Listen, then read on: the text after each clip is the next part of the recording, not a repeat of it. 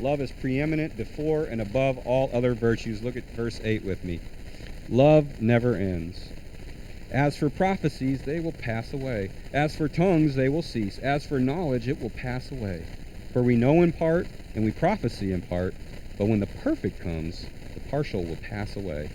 When I was a child, I spoke like a child. I thought like a child. I reasoned like a child. When I became a man, I gave up childish ways. For now we see in a mirror dimly, but then face to face. For now I know in part, then I shall know fully, even as I have been fully known. So now faith, hope, and love abide, these three, but the greatest of these is love. See, the things that seem important right now, all these things that seem so important, are just going to just disintegrate when we are standing there with God, when heaven has come. Right now, we're trying to comprehend the things of God with minds that are too small. They're just too small to comprehend the things of God. For instance, God doesn't see a problem when he looks at the world. I know I just talked about all the problems. We see them as big problems. They are too big for us. God doesn't see them as a problem. In fact, all the problems of the world were fixed before the world even started.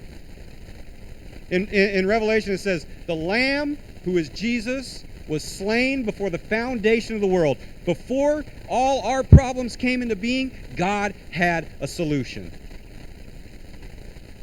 So, right now we think like children. Right now we reason like children. There's going to come a day when we see God and the sin nature falls away and our minds. That's why he says knowledge. All these things are going to just pass away. Right now some of us are smarter than the others. Right now some of us have more knowledge about the Bible than the others. Some of us can prophesy. Some of us can speak in tongues. Some of us can do this and that. All that stuff is just gone.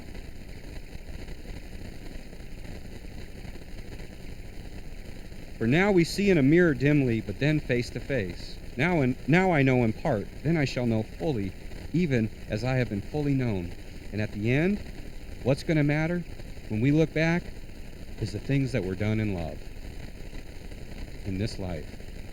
All that's going to matter most is love.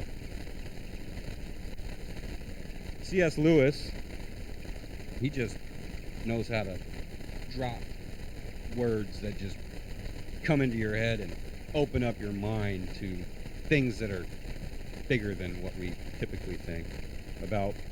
C.S. Lewis said this in his A Grief Observed. He said, "Heaven will solve all our problems, but not, I think, by showing us subtle reconciliation between all our apparently contradictory notions.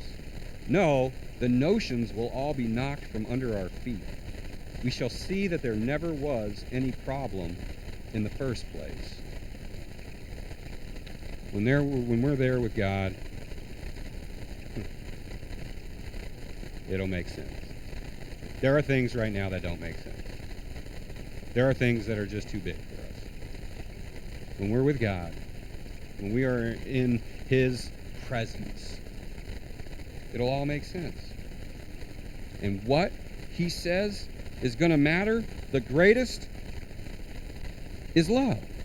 Faith and hope, they're not going to go away. They're just not the greatest. Love is the greatest. Love stands above all other things. Could you imagine meeting someone who perfectly displayed love? These things. Jesus did that. You just read about him. Study his life in the Gospels. Matthew, Mark, Luke, John. Read about Jesus. Oh my goodness. Spoke the right word.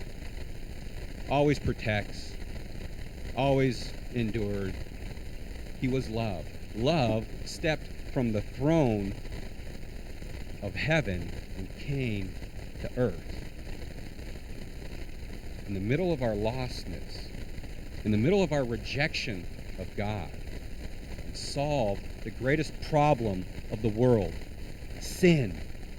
He took it upon himself and carried it somewhere that we will never have to deal with it again.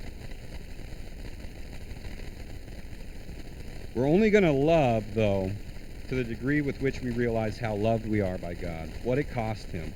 Have you been arrested by God's love? Have you had it come into your heart? Have you been seized by it?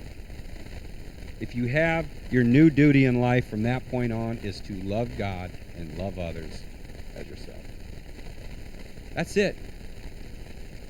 Love God and love others.